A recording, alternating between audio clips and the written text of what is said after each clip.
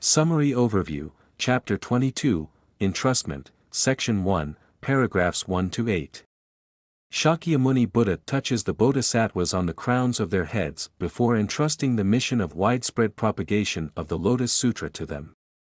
Thereafter, he touches their crowns 3 times again as part of the completion of the entrustment ceremony. Rejoicing upon hearing the entrustment, the bodhisattvas repeat their vows of widely spreading the magnificent Dharma in the future.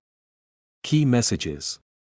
Spreading the magnificent Dharma of the Lotus Sutra or any other expedient Buddhist teaching is the way to repay debts of gratitude to the Buddha. This chapter on the entrustment of the Dharma indicates the end of the ceremony of the Great Vow, which began in Chapter 11, sighting of the Treasure Pagoda. At that time, Shakyamuni Buddha rose from his Dharma seat and then displayed his great divine powers by using his right hand to touch the crowns of immeasurable bodhisattvas mahasattvas. After which, he proceeded to make the declaration, "For immeasurable hundreds of thousands of millions of billions of asamkhya kalpas, I have practiced this Dharma of supreme perfect enlightenment that is rare and difficult to attain. Now, I have entrusted the Dharma to you.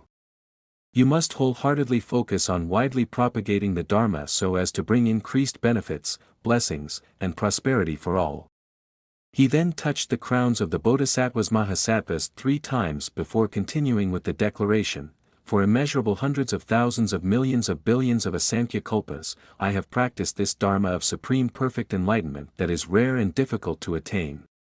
Now I have entrusted the Dharma to you.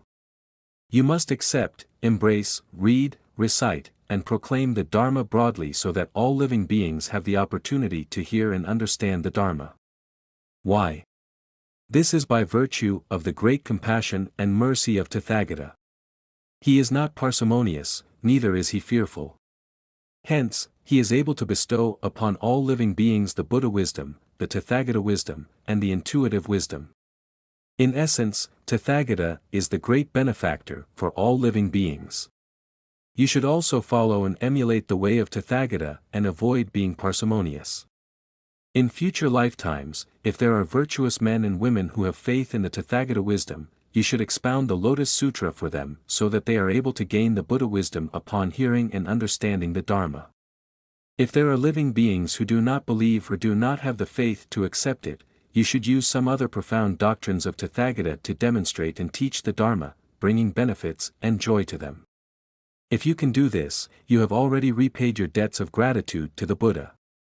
When the bodhisattvas mahasattvas heard the Buddha words, joy and jubilation suffused their bodies. With even greater reverence and respect, they prostrated, lowered their heads, and pressed their palms together before facing the Buddha and speaking sonorously in unison, "O Bhagavath! Have no worries on this. We will definitely carry out the tasks according to the guidance of the Bhagavath." The multitude of bodhisattvas mahasattvas repeated their vows and determination 3 times by speaking sonorously in unison, "O Bhagavath! Have no worries on this. We will definitely carry out the tasks according to the guidance of the Bhagavath." Thereafter, Shakyamuni Buddha caused the emanated bodies of the Buddhas from the 10 directions to return to their original lands by declaring as such, "Each of these Buddhas may return to your respective lands in peace. The Pagoda of Abundant Treasures Buddha may also return." After the Buddha had finished his declaration, the immeasurable emanated Buddhas from the 10 directions who were seated on the lion thrones under the jewel trees, Abundant Treasures Buddha, and Bodhisattva superior actions as well as boundless asamkhya of bodhisattvas such as Shariputra, multitudes of Shravakas, the 4 groups of people, heavenly gods, humans, asuras, and the rest were exuberantly overjoyed upon hearing the Buddha words.